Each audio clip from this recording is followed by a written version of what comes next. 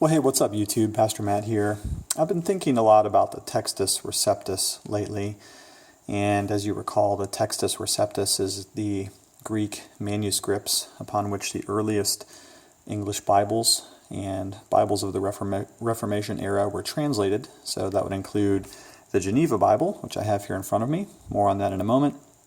As well as the King James Version, and even today some other versions like the New King James Version and the MEV and a few other Bibles. The Textus Receptus enjoys the advantage of coming from the manuscript tradition of the more ubiquitous texts, that is to say, the manuscripts that come from a wider geographic disbursement in the ancient world, as well as being the majority of the ancient Greek manuscripts. Now, today, of course, there are other translations that are done using the scholarly apparatus, which includes the Alexandrian manuscripts, which were discovered much later and therefore have some variant readings. And of course, you've got like the English Standard Version and the NASB and others that use the scholarly Greek text rather than the Textus Receptus of the Reformation era. And there's good arguments for both, honestly, and we won't get too far into that today. What's better, the Alexandrian or the Byzantine, which would be that wider dispersed, more numeric series of manuscripts upon which the Textus Receptus has been translated. But anyways, I'm interested because I'm thinking about reading through the Textus Receptus again, having just completed my year of reading through the Bible, as I try to do every year. And so this year I'm going to read this one right here, at least the New Testament, which would be the Geneva Bible of 1560. And that brings me to the Bible that I have in front of me and in front of you right now. The Geneva Bible was translated in the mid-1500s by Genevan English-speaking refugees during the reign of Mary, who came to Geneva to study under Calvin and Beza and other such reformers.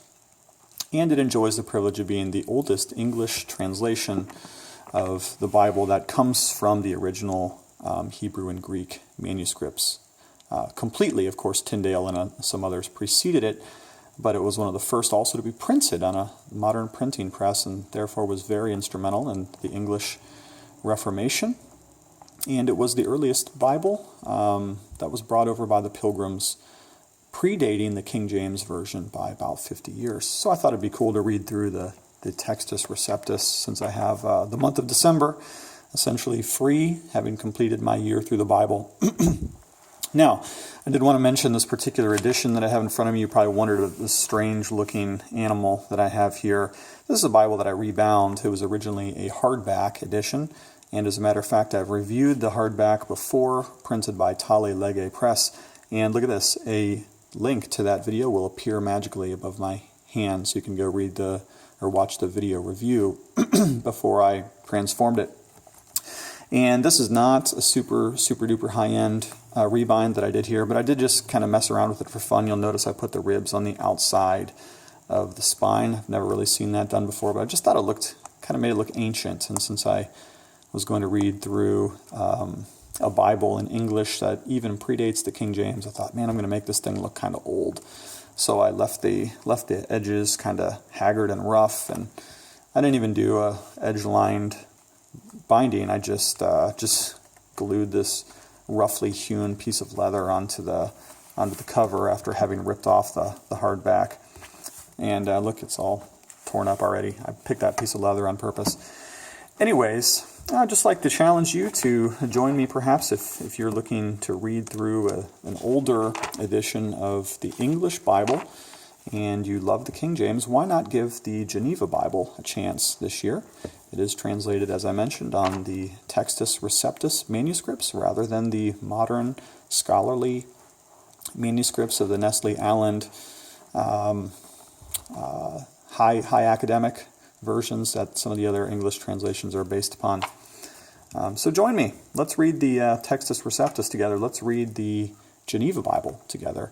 And if you'd like, what I will do, as I always do, is I will provide you a link in the description of this video, which will take you directly to Amazon, and you can go get the hardback edition of this really pretty nice Tale Lege Press copy of the Geneva. I'll just say a couple more things about it before I close up shop. And that is to mention that the Geneva Bible, of course, is translated into some pretty old-styled English, made harder to read, of course, by some of the printing letters of the old blackface printing style, where S's look like F's and V's look like U's. But anyways, Tale Lege cleaned it up so it's much more readable to the modern English reader. And they did also modernize the spellings, but other than that, they left the Geneva text pretty much unmessed with, and even included those controversial notes that the reformers put in, to which King James objected so strenuously. So if you want to be a rebel, maybe the Geneva Bible could suit that aspect of your personality as well. Anyways, again, link to Amazon in the description. Hope you enjoyed this video. Can't get this exact one because it's one of a kind. Maybe it looks goofy to you. I don't know. I thought it looked cool. Anyways, love you lots. Check you later. I'm out.